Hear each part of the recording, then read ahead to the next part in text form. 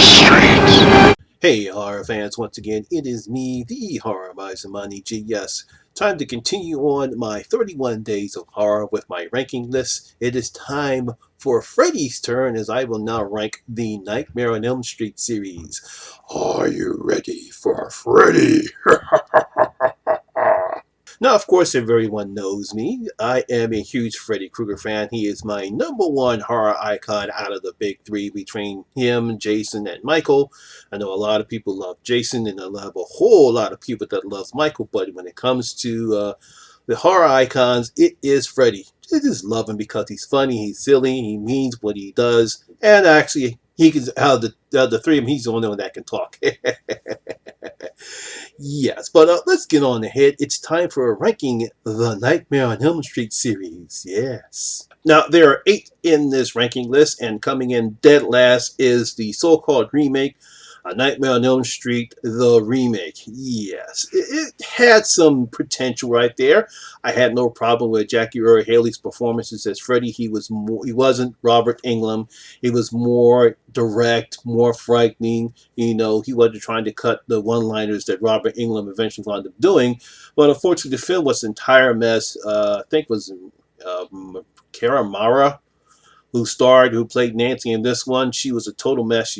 Did not do anything when Heather Langenkamp did in the first one. So coming in at number 8 is the remake of A Nightmare on Elm Street. Coming in at number 7 is A Nightmare on Elm Street, The Dream Child, number 5. Now, this is when the Nightmare on Elm Street series started to take a bit of a dive. We have Alice once again continuing on from the 4th one, The Dream Master. And it seemed like, yeah, the series was coming to dive. There was a lot of crazy effects in here. There are a few good kills right here, but, you know, you can tell that the series is about to take a bit of a nosedive. And probably the reason why the next one on my list is the reason why they thought it was time to end the franchise. So, but coming at number 7, A Nightmare on Elm Street, 5, The Dream Child. Coming at number 6 is Freddy's Dead, The Final Nightmare. Now, everyone knows that I love Freddy's Dead. Well, I don't love it. I like Freddy's Dead. I really did have a problem with it. I know a lot of people hate on it. I know Corey Leach, he hates it. So a lot of other people hate Freddy's Dead, The Final Nightmare. I have no problem with it. I liked it. I enjoyed it. I like what it was trying to do. It was trying to give Freddy a more concrete backstory.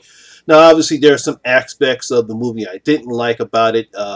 I think one of the problems, and if I ever decide to do a video on why I think there's nothing really bad about Freddy's Dead, I might do that and explain a little bit more in detail, but I think probably because I actually saw it in the theaters, and a lot of people probably didn't see it in the theaters, so that could be one of the reasons why. But one of the things I will say is that I didn't like the Freddy vision, the 3D vision that comes into play in the third act. And Lisa Zane, not the best choice for a leading role.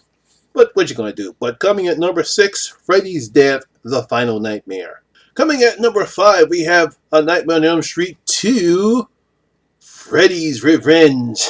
You know, we all know the controversy about this particular film. There was a lot of gay aspects in this particular movie. I don't think that they were trying to go there. It just happened to be there. It just happened to happen. I don't think there was their intention to it. But it was still a pretty good sequel. I thought it was a good follow-up from the first one. We have some decent kills in here. We actually have a final dude, not a final girl in here. And I thought it was pretty interesting. But not one of the better ones as far as I'm concerned, but good enough for a good follow right here as Freddy eventually gets better as the series go on, but a nice follow up here. But as far as I'm concerned, this is the 5th best of the series, so coming in at number 5, A Nightmare on Elm Street 2, Freddy's Revenge. Coming in at number 4 is A Nightmare on Elm Street 4, The Dream Master. Now, I think this is when we finally saw Freddy change from being a frightening guy into the more one-liner guy. He does a lot of one-liner quips. You know, there's a lot of crazy. Got some decent kills in here. Obviously, you can check in, but you can't check out. When the Roach Motel scene, which I thought was a great, fantastic special effects, practical effects scene. I thought that was pretty good. I like the final battle that he and Alice have at the end. So I think it's when Freddy's character began to change, somewhat in 3, but definitely in here, where He's still a kind of a frightening character, but this is when he does his most one-liners here. So coming at number 4 is A Nightmare on Elm Street 4, The Dream Master. Coming in at number 3 is Wes Craven's New Nightmare. Now, this is what Wes Craven wanted Freddy to be. He did not want him to be a jokester or one-liner making quips. He wanted him to be a frightening character. And when he had the chance to do it again, this is what he came up with. I thought it was pretty interesting to have a film within a film where you had the characters from the first film play themselves. And here, even though Freddy Krueger is listed as himself, he's not actually Freddy Krueger. He is a demon who believes that Freddy is real. So I actually like that aspect of it. I like what Helen Langenkamp did in the film. I like what I think it was Milo Hukel who played in this one, her son. In this particular film, I like seeing John Saxon back playing himself again. And of course, we have Wes Craven. He actually plays himself in here. This is Wes Craven at his best. And Freddy, he's not a jokester. He's deadly. He's serious, and because Demon thinks he's real. So coming at number 3, Wes Craven's New Nightmare. Coming in at number 2 is the original A Nightmare on Elm Street. Yes, the 1984 that we were introduced to the world of Freddy Krueger. A very, very good film. You didn't know what was real, what was not real, what reality was the dream world. Great performances by Heather Langenkamp, some good kills, some great special effects. Obviously, Johnny Depp, this is his film debut right here. It amazes me that neither Johnny Depp nor Jennifer Aniston or even Kevin Bacon actually will come out to admit, yeah, I started a horror movie. This is how I got my career started. You should own up to that. Yeah, we know you all did. We know you're all big stars now, but you had to start somewhere. So just admit that you started in horror movies. A very good film, great nightmare, great performances by Robert Englund. So coming at number 2 is A Nightmare on Elm Street, the original. And of course, you know what this leads to my number 1 Nightmare on Elm Street film, and that's going to be Nightmare on Elm Street 3, Dream Warriors. Yes, this is the pinnacle of Freddy Krueger. This is when everything comes into play. After the first one, and then you had the original, the second one, this is actually what brings Freddy Krueger to the stage as being an icon horror picture. Heather Langenkamp returns back. We have all the kids from Elm Street.